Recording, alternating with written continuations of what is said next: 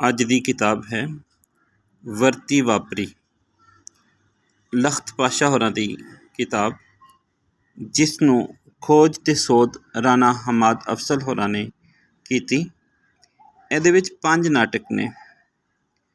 ਲਖਤ ਪਾਸ਼ਾ ਹੋਰੀ ਇਨਕਲਾਬੀ ਸੋਚ, ਤਰੱਕੀ ਪਸੰਦੀਅਤ ਤੇ ਮਾਰਕਸਿਜ਼ਮ ਦੇ ਹਵਾਲੇ ਨਾਲ ਜਾਣੇ ਜਾਂਦੇ ਨੇ। ਇਹਦੇ ਵਿੱਚ ਜਿਹੜੇ 5 ਡਰਾਮੇ ਨੇ ਉਹ ਨਵੀਂ ਸੋਚ ਦਿੰਦੇ ਨੇ, ਸੋਚਣ ਲਈ ਪ੍ਰੇਰਨਾ ਦਿੰਦੇ ਨੇ ਅਤੇ ਅਗਾਂਹ ਵਧਣ ਵਾਸਤੇ ਇਨਸਾਨ ਨੂੰ ਕੀ ਕਰਨਾ ਚਾਹੀਦਾ ਹੈ ਅਤੇ ਕਿਵੇਂ ਇਹ ਸਾਰੇ ਸਮਾਜੀ ਹਾਲਾਤ ਨੂੰ ਵੇਖਣਾ ਚਾਹੀਦਾ ਹੈ, ਉਸ ਦੇ ਹਵਾਲੇ ਨਾਲ ਬਹੁਤ ਕੁਝ ਸਿੱਖਣ ਲਈ ਇਹਨਾਂ ਨਾਟਕਾਂ ਵਿੱਚੋਂ ਮਿਲਦਾ ਹੈ। ਲਖਤ ਪਾਸ਼ਾ ਹੋਰਾਂ ਦਾ ਅੰਦਾਜ਼ ਬਹੁਤ ਸਿੱਧਾ ਪੱਧਰਾ ਹੈ।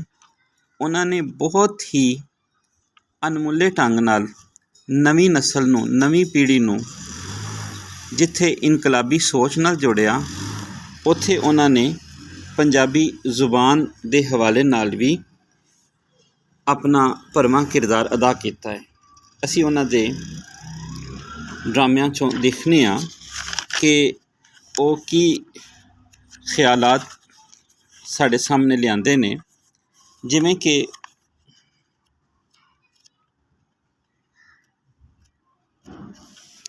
ਤੁਸੀਂ ਦੇਖਦੇ ਹੋ ਸਫਾ ਨੰਬਰ 22 23, ਇਕੱਲਾ ਬੰਦਾ ਸਾਰੇ ਜੱਗ ਨਾਲ ਮੱਥਾ ਨਹੀਂ ਲਾ ਸਕਦਾ।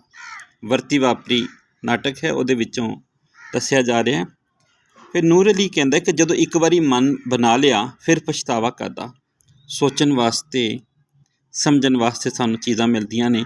ਕੁਝ ਨਹੀਂ ਚਾਚਾ, ਮੈਂ ਤਾਂ ਇਹ ਸੋਚਣਾ ਇਹ ਮੁਲਕ ਚੱਲਦਾ ਕਿਵੇਂ ਪਿਆ ਹੈ, ਕਿਸੇ ਨੂੰ ਆਪਣੇ ਫਰਜ਼ ਦਾ ਅਹਿਸਾਸ ਹੀ ਨਹੀਂ। ਸ਼ੇਰ ਅਲੀ ਜਿਹੜਾ ਇਸ ਡਰਾਮੇ ਦਾ, ਇਸ ਨਾਟਕ ਦਾ ਮਰਕਜ਼ੀ ਕਿਰਦਾਰ ਹੈ, ਉਹਦੇ ਖਿਆਲਾਤ ਇਨਕਲਾਬੀ ਨੇ। ਉਹ ਬਾਰ-ਬਾਰ ਗੱਲ ਕਰਦਾ ਹੈ, ਜੇ ਹੱਕ ਸੱਚ ਦੀ ਵੀ ਨਹੀਂ ਕਰਨੀ ਤਾਂ ਫਿਰ ਕਰਨਾ ਕੀ ਜੇ। ਸਾਨੂੰ ਸੱਚ ਦੇ ਨਾਲ ਟੁਰਨਾ, ਸੱਚ ਦੀ ਗੱਲ ਕਰਨ ਦੀ ਪ੍ਰੇਰਨਾ ਇਹਨਾਂ ਨਾਟਕਾਂ ਤੋਂ ਮਿਲਦੀ ਹੈ। ਅੱਬਾ ਜੀ, ਇਹ ਸਾਡਾ ਦੜ ਵੱਟਣਾ ਹੀ ਸਾਡੀ ਸਭ ਤੋਂ ਵੱਡੀ ਕਮਜ਼ੋਰੀ ਹੈ। ਇਹ ਕਮਜ਼ੋਰੀ ਸਾਨੂੰ ਆਪਣੇ ਮਗਰੋਂ ਲਾਉਣੀ ਚਾਹੀਦੀ ਹੈ। ਸ਼ੇਰ ਅਲੀ ਦੀ ਇਨਕਲਾਬੀ ਸੋਚ, ਇਹ ਡਰਾਮਾ ਸੀ ਸਾਡਾ ਵਰਤੀ ਵਾਪਰੀ। ਇਸ ਤਰ੍ਹਾਂ ਇੱਕ ਉਹਨਾਂ ਦਾ ਆਖਰੀ ਡਰਾਮਾ, ਜਿਹੜਾ 5ਵਾਂ ਡਰਾਮਾ ਹੈ, ਜਿਹੜਾ ਵਾਂਝ ਦੇ ਨਾਂ 'ਤੇ, ਉਹਦੇ ਵਿੱਚ ਅਸੀਂ ਜੇ ਦੇਖਦੇ ਹਾਂ ਅਤੇ ਉਹਦੇ ਖਿਆਲਾਤ ਤੁਸੀਂ ਦੇਖੋ। ਪਹਿਲੀ ਝਾਕੀ ਦੇ ਵਿੱਚ ਹੀ, ਅਸੀਂ ਸਾਰੇ ਰਲ ਗਏ ਸਾਂ ਸਰ, ਉਸਤਾਦ ਖਿੱਚ ਕੇ 1000 ਮਰਤਬਾ ਕਹਾ ਹੈ ਕੌਮੀ ਜ਼ੁਬਾਨ ਬੋਲੋ, ਇਹ ਰਲ ਰੁਲ ਕਿਆ ਹੋਤਾ ਹੈ। ਨਾਬਰ ਹੋ ਕੇ ਨਦਨਾਨ ਕਹਿੰਦਾ, ਇਹ ਮੇਰੀ ਮਾਂ ਬੋਲੀ ਹੈ ਸਰ ਜੀ। ਦੂਸਰੇ ਮੁੰਡੇ ਅਦਨਾਨ ਨੂੰ ਕੋਹਣੀਆਂ ਮਾਰ ਕੇ ਕੋੜੀਆਂ ਗੱਲਾਂ ਕਰਨ ਤੋਂ ਡੱਕਣ ਦੀ ਕੋਸ਼ਿਸ਼ ਕਰਦੇ ਹਨ। ਅਦਨਾਨ ਕਿਸੇ ਦੇ ਵੱਲ ਧਿਆਨ ਨਹੀਂ ਦਿੰਦਾ। तुम्हारी माँ बोली है तो उसे घर में माँ के पास बोला करो। यहाँ हम एक नई कौम तैयार कर रहे हैं, पाकिस्तानी कौम, जिसकी अपनी एक ज़ुबान है और यहाँ वही बोलनी पड़ेगी। सर, अदनान कहता, सर ज़बरदस्ती से कोई गल मनवाई नहीं जा सकती।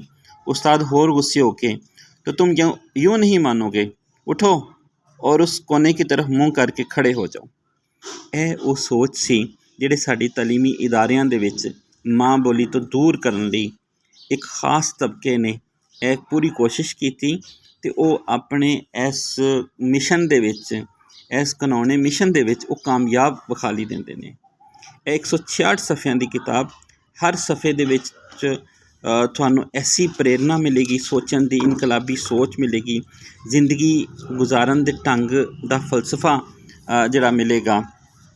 ਅਖੀਰ 'ਤੇ ਹੁਮਾ ਸਫਦਰ ਹੋਰਾਂ ਦਾ ਫਲੈਪ ਹੈ, ਇੱਕ ਚੰਗੇ ਉਸਤਾਦ ਹਾਰ ਪਾਸ਼ੀ ਹੱਲਾ ਸ਼ੇਰੀ ਵੀ ਦਿੰਦਾ, ਤਨਕੀਦ ਵੀ ਕਰਦਾ ਅਤੇ ਪੂਰੇ ਉਦਮ ਨਾਲ ਪੜ੍ਹਾਉਂਦਾ ਵੀ ਰਹਿੰਦਾ ਸੀ ਅਤੇ ਫਿਰ ਸਾਨੂੰ ਨਿਤ ਨਵੀਂ ਆਰੇ ਲਾਈ ਰੱਖਦਾ ਸੀ। ਅਸੀਂ ਉਹਨੂੰ ਵੀ ਹਮੇਸ਼ਾ ਇਹੋ ਸਭ ਕੁਝ ਕਰਦਿਆਂ ਵੇਖਿਆ ਸੀ।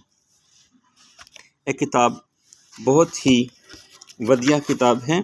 ਸੋਜਲ ਆਰਟ ਐਂਡ ਥੀਏਟਰ ਸਾਹੀਵਾਲ ਤੋਂ ਇਹ ਕਿਤਾਬ ਛਾਪੇ ਚੜ੍ਹੀ।